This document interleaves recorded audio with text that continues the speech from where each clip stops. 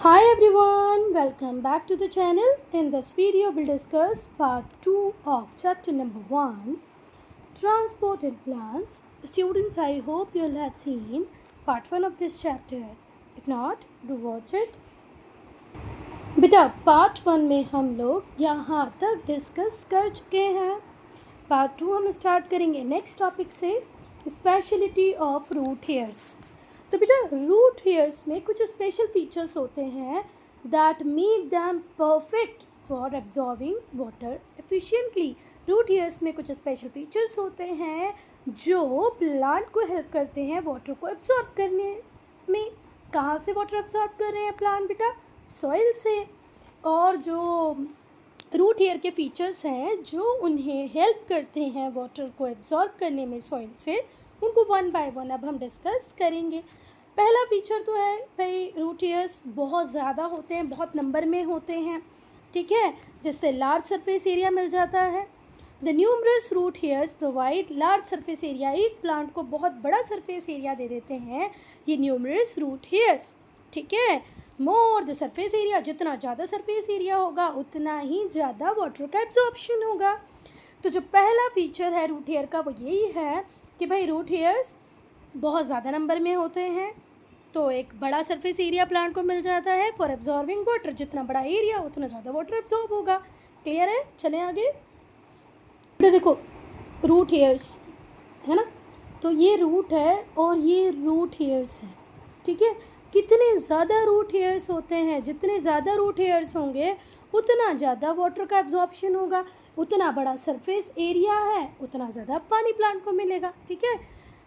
एक रूट से बहुत सारे न्यूमरस रूट हेयर्स निकले हुए हैं, तो एक बड़ा एरिया प्लांट को मिल जा रहा है for what? For absorption of water.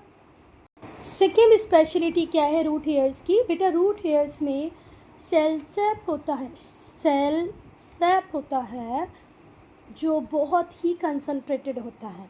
Root hairs contain cell sap which is of higher concentration. अब उसमें भी ये जो सेल सैप है किसका कंसनट्रेशन है इसमें? तो इसमें कंसनट्रेशन है शुगर का, ठीक है. सेल सैप में शुगर बहुत होगी, सेल सैप में सॉल्ट्स होंगे.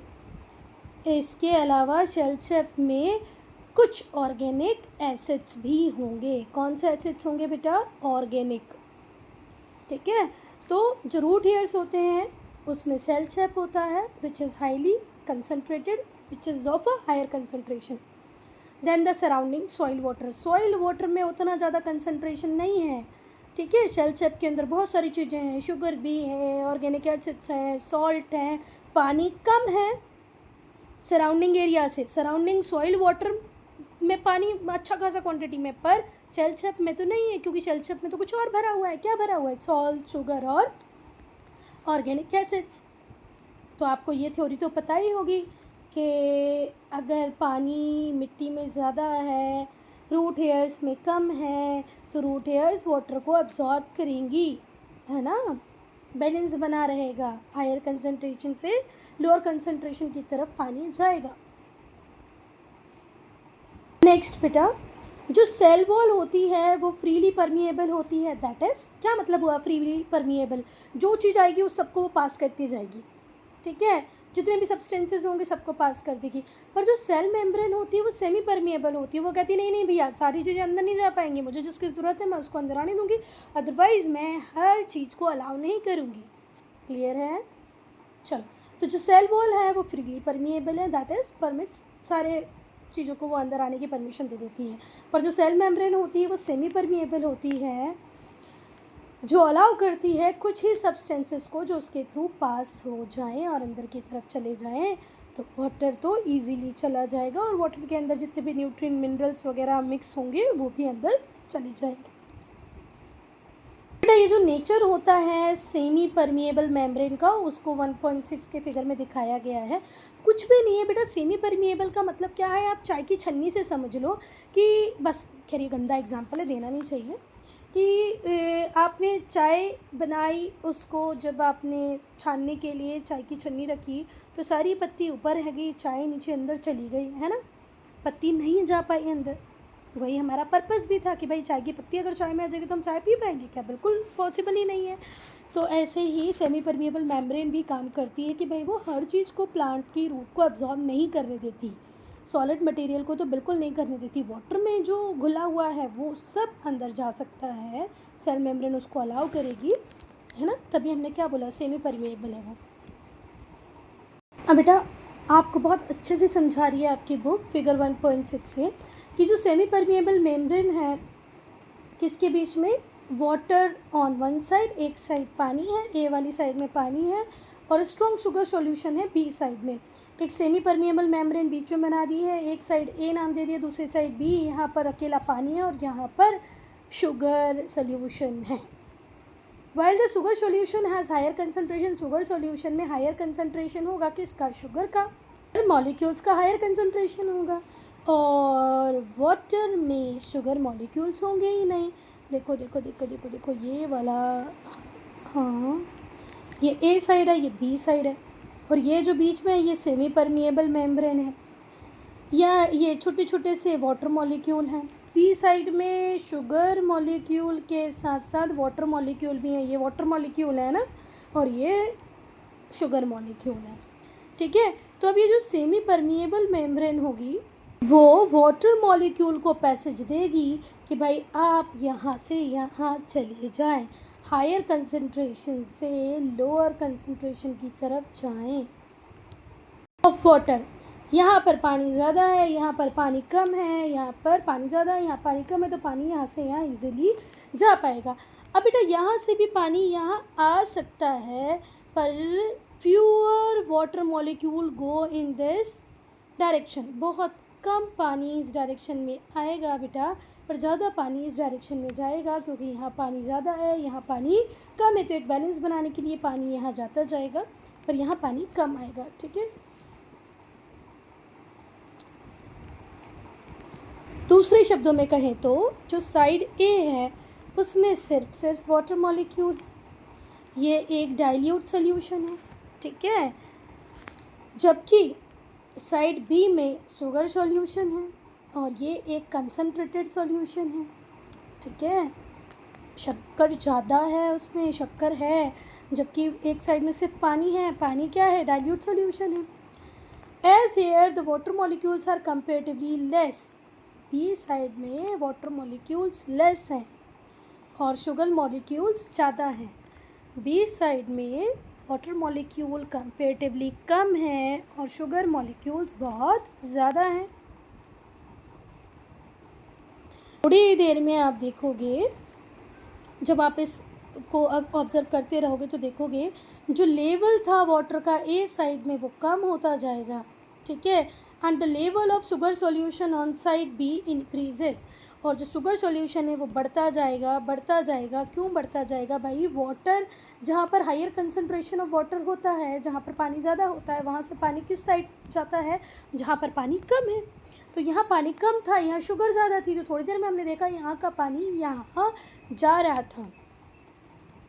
तो after a while it will be observed, आप ये देखेंगे कि जो लेवल है वाटर का ए साइड में वो कम होता जाएगा और जो शुगर सॉल्यूशन है बी साइड में वो बढ़ता जाएगा। ये ऐसा क्यों हुआ, क्योंकि जो वाटर के मॉलिक्यूल थे जो एक साइड में थे ए साइड में, वो मूव करके चले गए साइड बी में जहाँ पर वो कम थे। तो पानी तो अपना बैलेंस बना रहा है भाई, यहाँ पर पानी ज़्यादा है, यहाँ पर पानी कम है, तो पानी ज़्यादा से कम की तरफ जा रहा है। सिंपल सी बात ये जान लो, यहाँ पर वाटर कंसंट्रेशन ज़्यादा है, यहाँ पर कम है, तो पानी यहाँ जाएगा और जाके इसके थ्रू रहा ये सेमी परमिएबल मेम्ब्रेन की तरह की हेल्प से वो पानी को अलाउ कर रही है कि पानी जा पाए। अब ये आपको याद ही कर लेना है बेटा, है ना, बिल्कुल ढंग से याद कर लेना है इसको। जो मूवमेंट हो रही है वाटर मॉलिक्यूल की from dilute solution to concentrated solution, एक तरफ डाइल्यूट सॉल्यूशन है जहाँ पानी ज़्यादा है ना, जहाँ वाटर कंसंट्रेशन ज़्यादा है उसको हम वाटर सॉल्यूशन, जहाँ पर है उसको हम डाइल्यूट सॉल्यूशन कह रहे हैं, और कंसंट्रेशन सॉल्यूशन मतलब जहाँ पर पानी कम है पर शुगर ज़्यादा है। तो जहाँ शुगर वाटर है उसको आप कंसनट्रेटेड सॉल्यूशन कह रहे हो, जहाँ पानी है उसको डाइल्यूट सॉल्यूशन कह रहे हो। ये क्रॉस करेगा सेमी परमिएबल मेम्ब्रेन को, और इसी प्रोसेस को हम कहते हैं ऑस्मोसिस। तो वाटर मॉलिक्यूल का डाइल्यूट सॉल्यूशन से कंसंट्रेटेड सॉल्यूशन की तरफ जाना सेमी परमिएबल मेम्ब्रेन को क्रॉस करते हुए, यही है ऑस्मोसिस। बेटा 3 टाइप के मूवमेंट्स हमको देखने को मिलते हैं किसके, मॉलिक्यूल्स के, प्लांट में। प्लांट में आपको 3 टाइप के मूवमेंट देखने को मिलेंगे। मॉलिक्यूल्स 3 टाइप से ट्रैवल कर सकता है, मूव कर सकता है। पहला है डिफ्यूजन। तो बेटा जो सॉइल वाटर है, जो मिनरल्स हैं, वो रूट हेयर्स में आ जाते हैं, रूट हेयर सेल्स में आ जाते हैं by the simple process of diffusion. Simple सी प्रोसेस है डिफ्यूजन की, जिसके थ्रू बहुत सारी चीज़ें प्लांट को मिल जाती हैं। इनमें होता क्या है बेटा, कार्बन डाइऑक्साइड डिफ्यूज़ करती है from the atmosphere into the leaf cells. Carbon dioxide diffuses from the atmosphere into leaf cells. और देखो बाहर कार्बन ज़्यादा है, किसके कंपैरिजन में ज़्यादा है, लीफ के कंपैरिजन में ज़्यादा है ना। एक जो लीफ होगी उसमें कार्बन कम होगी और सराउंडिंग में ज़्यादा होगी, तो कार्बन लीफ की तरफ आ जाएगी। लीफ जो खुद ऑक्सीजन बना रही है, तो उसके पास ऑक्सीजन ज़्यादा है, तो ये ऑक्सीजन कहाँ चली जाएगी, एटमॉस्फेयर में चली जाएगी। ध्यान से सुनो, डिफ्यूजन में क्या होता है बेटा, जो सॉइल वाटर होता है, जो मिनरल्स होते हैं, वो रूट हेयर्स में आ जाते हैं, रूट हेयर सेल में आ जाते हैं by the simple process of diffusion. अब ध्यान से सुनना, दिन की अगर हम बात करें तो जो कार्बन डाइऑक्साइड होती है वो डिफ्यूज़ होकर लीफ के अंदर जाती है। Carbon dioxide diffuses from the atmosphere into the leaf cells. Atmosphere से वो किसके अंदर आएगी, लीफ सेल्स के अंदर आएगी, ठीक है। और वहीं ऑक्सीजन डिफ्यूजेस आउट, और ऑक्सीजन बाहर जाएगी, किससे, लीफ सेल से। कहाँ जाएगी, एटमॉस्फेयर में जाएगी। नहीं समझ में आ रहा तो सुनो, ये प्लांट लगा हुआ है एक बेटा, ये उसकी पत्तियां हैं, ठीक है। अब इनको खाना बनाने के लिए क्या चाहिए, कार्बन डाइऑक्साइड। तो एटमॉस्फेयर से कार्बन डाइऑक्साइड किस में आएगी बेटा, लीव्स में आ जाएगी, है ना। यहाँ पर कार्बन डाइऑक्साइड बहुत ज़्यादा, लीफ में कमी है, क्योंकि लीफ उसका यूज़ करती जा रही है कंटिन्यूसली उस फोटोसिंथेसिस की प्रोसेस में। तो एटमॉस्फेयर से डिफ्यूज़ होकर कहाँ आ रही है, लीव में आ रही है। अब ये जो लीव है कंटिन्यूसली काम करके क्या बना रही है, ऑक्सीजन। ऑक्सीजन इसके पास ज़्यादा है, तो ऑक्सीजन डिफ्यूज़ करके कहाँ चली जाएगी, एटमॉस्फेयर में। इतनी बातें समझ में आई। दिन में carbon dioxide diffuses from the atmosphere, atmosphere से डिफ्यूज़ होके लीव सेल्स में आ जाएगी। वहीं पर ऑक्सीजन डिफ्यूज़ होगी कहाँ से, लीव से, और आउट चली जाएगी। कहाँ आउट चली जाएगी, एटमॉस्फेयर में। कब, जब फोटोसिंथेसिस की प्रोसेस चल रही होगी। तो बेटा ये जो मूवमेंट होता है ना मॉलिक्यूल्स का, गैस में, लिक्विड में और सॉलिड में, from higher concentration to lower concentration. Higher concentration से किसकी तरफ जा रहे हैं, लोअर कंसंट्रेशन की तरफ जा रहे हैं, तो इसी को क्या कहेंगे, डिफ्यूजन। कार्बन डाइऑक्साइड लीव के कंपैरिजन में एटमॉस्फेयर में ज़्यादा थी, तो लीव ने ले ली। लीव में ऑक्सीजन ज़्यादा थी, तो लीव ने किसको दे दी, एटमॉस्फेयर को दे दी। इसी को क्या कहोगे, डिफ्यूजन। फिर से इसको याद कर लेना, what do you mean bye diffusion.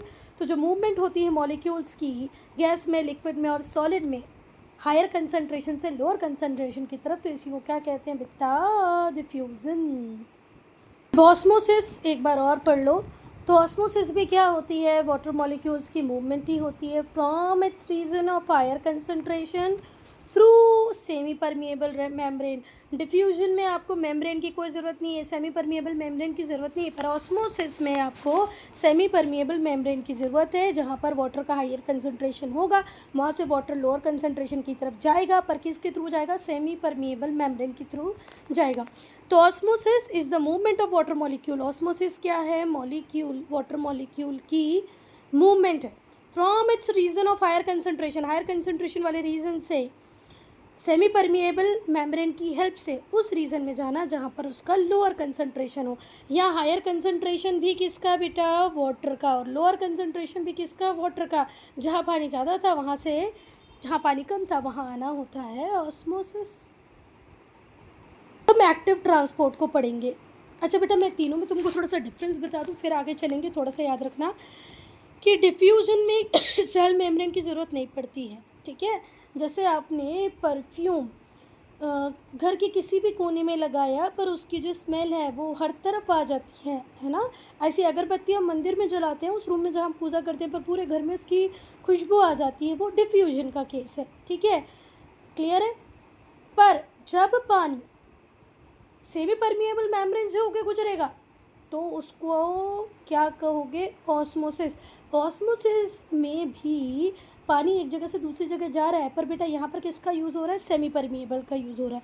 अब जब मैं एक्टिव ट्रांसपोर्ट की बात करूँ तो यहाँ पर भी चीज़ें यहाँ से वहाँ जा रही हैं, पर उन्हें एनर्जी की रिक्वायरमेंट होती है। तो एनर्जी की रिक्वायरमेंट जब होगी तो वो क्या कहलाएगा, एक्टिव ट्रांसपोर्ट। बेटा जो रूट हेयर्स होते हैं वो वाटर को भी एब्जॉर्ब करते हैं, मिनरल को भी एब्जॉर्ब करते हैं, सॉइल से, ये आपने पढ़ लिया अभी तक। पानी एंटर करता है रूट हेयर्स में, रूट हेयर सेल में, किस प्रोसेस से, ऑस्मोसिस की प्रोसेस से, है ना। ज़मीन में पानी ज़्यादा है, रूट हेयर में पानी कम है, क्योंकि रूट हेयर में किसी और चीज़ का कंसंट्रेशन है, किसका, सेल शेप का। तो ऑस्मोसिस की प्रोसेस क्या कहती है, पानी जहाँ ज़्यादा होगा वहाँ से वो कम की तरफ जाएगा, वो रूट हेयर्स में जा रहा है। Because concentration of water molecules is higher in soil, soil में वाटर मॉलिक्यूल्स ज़्यादा हैं, than inside the root hair, root hairs में कम है। पर जब हम मिनरल्स की बात करते हैं, they are more in concentration inside the root hairs, mineral root hairs में ज़्यादा हैं, सॉइल में कम है। अब रूट हेयर में ज़्यादा क्यों है, क्योंकि वहाँ पर उन लोगों ने उसको सैप के रूप में रख रखा है। These minerals have to be absorbed from the level of lower concentration, soil से उसको हायर कंसंट्रेशन सेल तक लेके जाना है। जब पानी ने तो बराबर कर लिया, हायर कंसंट्रेशन वाटर का जहाँ से था वहाँ से वो लोअर कंसंट्रेशन सेल की तरफ चल गया, पर यहाँ पर तो उल्टा केस हो रहा है। मिनरल्स की जब हम बात करें तो मिनरल्स रूट हेयर्स में ज़्यादा है ना, और सॉइल में कम है, तो अब उल्टा होगा। अब आपको लोअर कंसंट्रेशन जो सॉइल में है उससे हायर कंसंट्रेशन की तरफ भेजना है, तो अब तो आपको किसी ना किसी एनर्जी की ज़रूरत लगेगी, बिना एनर्जी के तो ये पॉसिबल नहीं होगा। पानी जहाँ ज़्यादा था वहाँ से कम की तरफ आ गया, है ना, सेमी परमिएबल मेम्ब्रेन के थ्रू। पर मिनरल के केस में ये था कि सेल में मिनरल ज़्यादा हैं, सॉइल में कम है, पर फिर भी हमें सॉइल से मिनरल्स को किसकी तरफ पहुंचाना है, सेल की तरफ पहुंचाना है, तो क्या किया जाएगा। तो ये जो मूवमेंट होती है मॉलिक्यूल्स की, lower concentration to higher concentration, अभी तक हम देख रहे थे हायर कंसंट्रेशन से लोअर कंसंट्रेशन की तरफ नदी बह रही थी, पर अब लोअर कंसंट्रेशन से हायर की तरफ पहुंचाना है, तो ये फ्री में काम नहीं होगा, इसमें एनर्जी की ज़रूरत लगेगी, और एनर्जी की ज़रूरत लगने के कारण ही इसे क्या कहेंगे हम, एक्टिव ट्रांसपोर्ट। तो फिर से ध्यान से सुनना बेटा, कई बार हमें लोअर कंसंट्रेशन से हायर कंसंट्रेशन की तरफ जाना है, और लोअर कंसंट्रेशन से हायर कंसंट्रेशन की तरफ जाने के लिए आपको एनर्जी की रिक्वायरमेंट लगेगी, और एनर्जी की रिक्वायरमेंट लगने के कारण ही इसे हम क्या कहेंगे, एक्टिव ट्रांसपोर्ट। क्लियर है। नेक्स्ट टॉपिक है एसेंट ऑफ सेप, ठीक है।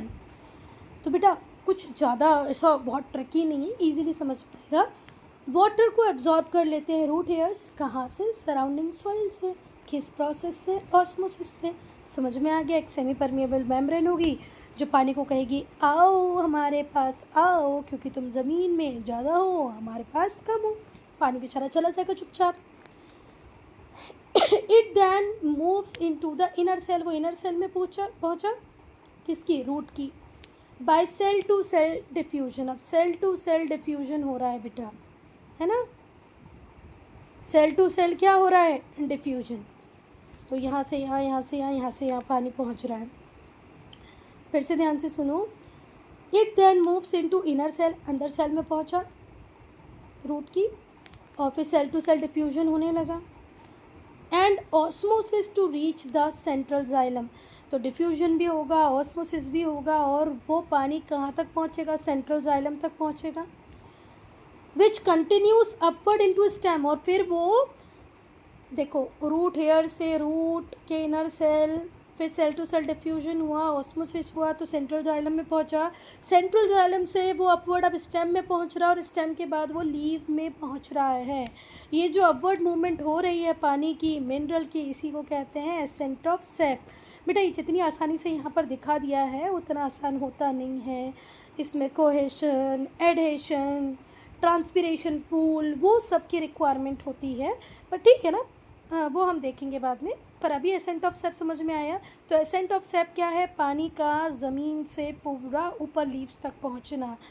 पहले तो रूट हेयर एब्जॉर्ब करेंगे, फिर ये इनर सेल तक पहुंचेगा, फिर सेंट्रल जाइलम तक पहुंचेगा, फिर सेंट्रल जाइलम से स्टेम तक पहुंचेगा और फिर लीव्स तक पहुंचेगा। ये जो अपवर्ड मूवमेंट है पानी की, कहाँ से? जड़ों से लेकर के स्टेम, स्टेम से फिर बाद में लीव्स तक, इसी को क्या कहते हैं? एसेंट ऑफ सेप।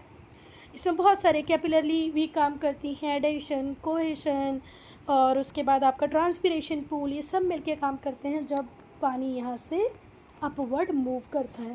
बेटे छोटे छोटे प्लांट हो तो कोई बड़ी बात नहीं, पर आपने यूकेलिप्टस देखा होगा, हमारे पीपल का पेड़ भी बहुत लंबा चौड़ा होता है, तो वहाँ ऊपर तक पहुँचने के लिए तो एक बड़ी प्रोसेस चाहिए होती है ना। तो वो बड़ी प्रोसेस एसेंट ऑफ सेप हो गया। आप लोग फ्यूचर पर मतलब आगे क्लासेस में और उसको डीप में पढ़ेंगे। अब हम रूट प्रेशर को डिस्कस करेंगे। ये वो प्रेशर होता है जो रूट्स में डेवलप होता है due to continuous inflow of water. पानी कंटिन्यूसली अंदर आते जा रहा है, आते जा रहा है, तो यहाँ पर एक प्रेशर डेवलप हो जाएगा। कहाँ पर?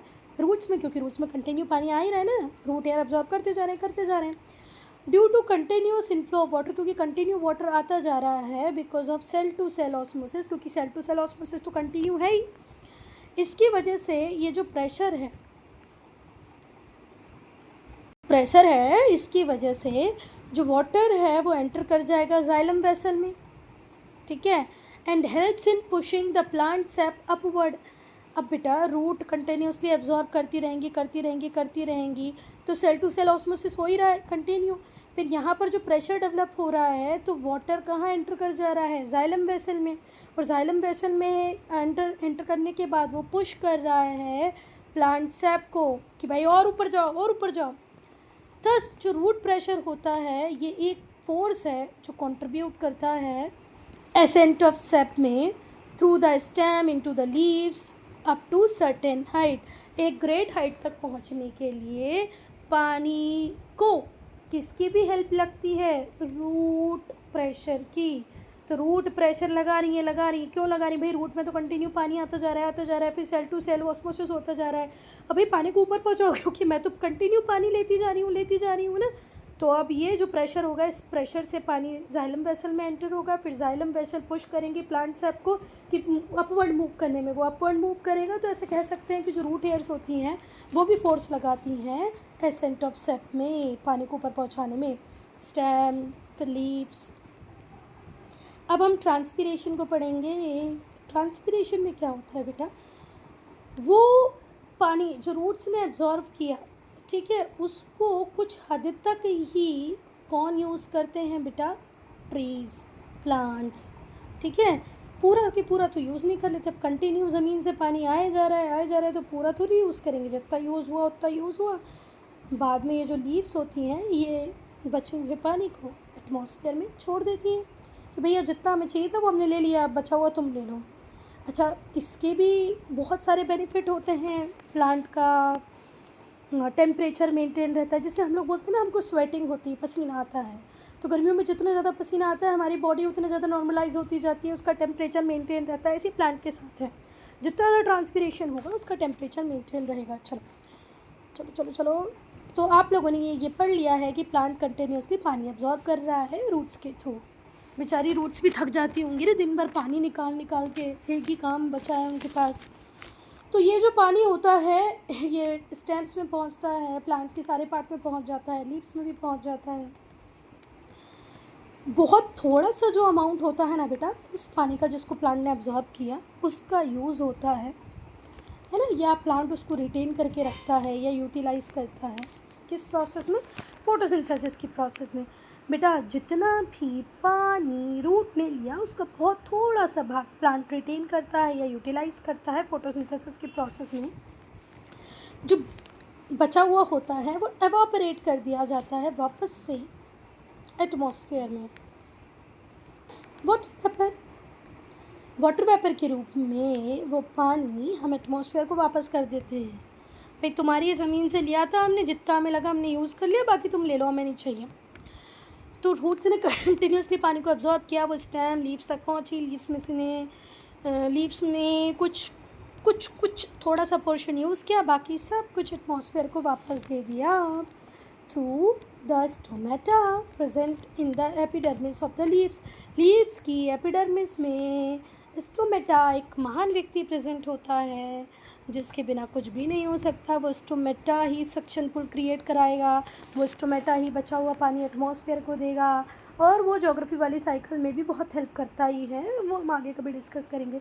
तो जो पानी है जो एवापोरेट हो जाएगा एटमॉस्फेयर में एज वाटर वेपर, किसके थ्रू होगा? स्टोमेटा के थ्रू होगा। स्टोमेटा कहाँ होता है? एपिडर्मिस में होता है, लीव्स की एपिडर्मिस में होता है। और ये जो पूरी प्रोसेस होती है, इस प्रोसेस को हम बोलते हैं ट्रांसपिरेशन। स्टोमेटा जो लीव्स की एपिडर्मिस में होता है वो वाटर वेपर के फॉर्म में बचा हुआ पानी एटमॉस्फेयर को दे देता है बाय प्रोसेस कॉल्ड ट्रांसपिरेशन। आपको मेरे साथ ही यहाँ पर ट्रांसपिरेशन को लर्न कर लेना है, सबको याद होना चाहिए। What do you mean by transpiration? Transpiration is the loss of water in the form of water vapour. Transpiration क्या है? वाटर का लॉस है। किस फॉर्म में लॉस कर रहे हैं हम वाटर को? वाटर वेपर के फॉर्म में लॉस कर रहे हैं। From the aerial parts of the plant के एरियल पार्ट से वाटर वेपर को बाहर की तरफ दे देना, पानी का लॉस कर देना ही ट्रांसपिरेशन है। सबसे इम्पॉर्टेंट बात है वो ध्यान रखना, as a result of transpiration जब स्टोमेटा खुलेगा और काम करेगा तो एक सक्शन फोर्स क्रिएट होगा काय में? जाइलम वेसल में। जो जाइलम वेसल होंगी उसमें एक सक्शन फोर्स क्रिएट होगा, है ना? किसकी वजह से? ट्रांसपिरेशन की वजह से। ये जो फोर्स होता है ना, ये पानी को ऊपर की तरफ खींचता है from the xylem in the roots to the stem and then the leaves. Root से स्टेम में, स्टेम से लीव्स में जो पानी कंटिन्यूसली इतना ऊपर तक जा रहा है ना, बिना किसी मोटर के, बिना किसी मशीन के। हमको जब पानी ऊपर लाना होता है, हमारी टंकियाँ वगैरह भरनी होती है तो 8 आवर्स पता नहीं कितने कितने बड़ी हमें मोटर लगानी पड़ती है ना, क्या बोलते हैं, सबमर्सिबल लगाना पड़ता है। तो भाई जब नीचे से आपको पानी ऊपर पहुंचाने के लिए इतनी बड़ी बड़ी मशीनों की ज़रूरत होती है तो हमारे प्लांट कैसे कर रहे हैं? तो उसके लिए ट्रांसपिरेशन स्टोमेटा का एक इम्पॉर्टेंट रोल है। वो एक सक्शन फोर्स क्रिएट करता है जाइलम वेसल में, और यही वो फोर्स है जिससे पानी पुल होगा, है ना? जो जाइलम रूट्स में थी उससे स्टेम में जाएगा और फिर स्टेम से लीव्स में जाएगा। ये जो पुलिंग फोर्स होता है, इस पुलिंग फोर्स को ही हम क्या कहते हैं? Transpiration pull. तो अगर आपको लिखने को आ गया what do you mean by transpiration pull, तो क्या आप लिख पाओगे? ट्रांसपिरेशन क्रिएट करता है एक सक्शन फोर्स को जाइलम वेसल में, और ये जो फोर्स होता है यही वाटर को ऊपर की तरफ खींचता है।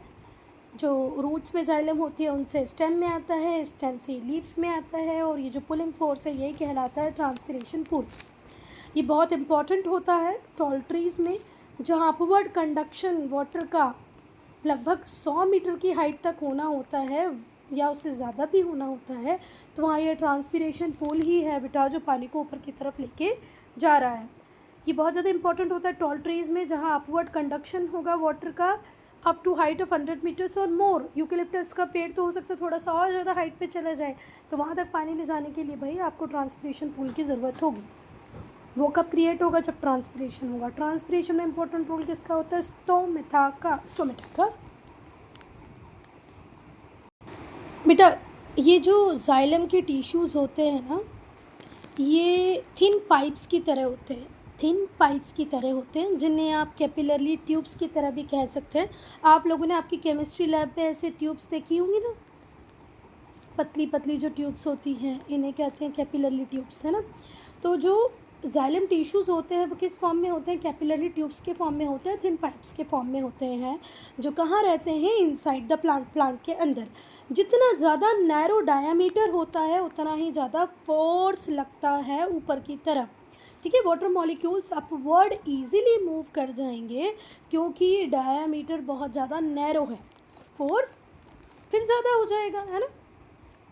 वाटर के मॉलिक्यूल्स जो होंगे वो अपवर्ड मूव कर जाएंगे क्योंकि जब डायमीटर कम होता है, नैरो होता है, तो फोर्स बढ़ जाता है। जब भी जो जाइलम वेसल होती है वो खाली होगी, जैसे ही जाइलम वेसल खाली हो गया, पानी नहीं है उसके अंदर, such during the loss of water, पानी नहीं है भाई, पानी आगे की तरफ चला गया है ना, ट्रांसपिरेशन में वो पानी ख़त्म हो गया, पानी तो हमने एटमॉस्फेयर को वापस कर दिया। तो जो पानी नीचे होगा वो राइज करके ऊपर की तरफ आएगा बाय कैपिलरी फोर्स। जैसे आप लोगों ने देखा होगा, हम स्ट्रॉ का यूज़ करते हैं, अभी जब हम गन्ने का जूस बहुत ज़्यादा मिल रहा है, अभी हमने इसके अंदर स्ट्रॉ डाली, ठीक है, यहाँ पर अभी खाली थी, पर हमने इसको शक करना स्टार्ट किया तो फटाफट से जूस ऊपर की तरफ आने लग गया, ऐसा हो गया ना। तो ये कौन सा फोर्स है? कैपिलरी फोर्स है। तो फिर से ध्यान से सुनो, जब भी जाइलम वेसल एम्प्टी हो जाएगी, क्योंकि पानी उसने एटमॉस्फेयर को दे दिया है ट्रांसपिरेशन की प्रोसेस में, अब उसके पास पानी नहीं है, तो नीचे वाला पानी कैपिलरी फोर्स के कारण ऊपर आ जाएगा। जो वाटर मॉलिक्यूल्स होंगे वो ऊपर की तरफ आएंगे, क्योंकि उनमें एक टेंडेंसी है कोहेशन की, वो एक दूसरे के साथ जुड़े हुए हैं। तो जो वाटर के मॉलिक्यूल्स होंगे वो ऊपर की तरफ आएंगे, क्योंकि उनमें एक टेंडेंसी होती है, वो हमेशा जॉइंट रहते हैं एक दूसरे के साथ, कोहेशन होता है, कोहेशन फोर्स होता है। इस तरीके से वाटर मॉलिक्यूल आपस में जुड़े हुए होते हैं बेटा, ऐसे जुड़े हुए होते हैं, ठीक है। तो अगर यहाँ पर पानी की कमी हुई और जो फोर्स कैपिलरी फोर्स लगा, उससे पानी ऊपर की तरफ आ जाएगा, क्योंकि कभी भी पानी एक दूसरे का साथ छोड़ता नहीं है, जॉइंट होते हैं, एक दूसरे के साथ मिलके रहते हैं, कोहेशन का फोर्स चलता है। दूसरा, and stick to the sides of xylem vessel, और ये जाइलम वेसल की साइड्स में भी स्टिक रहते हैं, एडेशन भी होता है। तो जैसे अब एक बात रखो, ये रही जाइलम वेसल और ये रही पानी की बूंदें, तो ये पानी की बूंदें आपस में तो जुड़ी हुई हैं, साथ ही किससे भी चिपकी हुई हैं?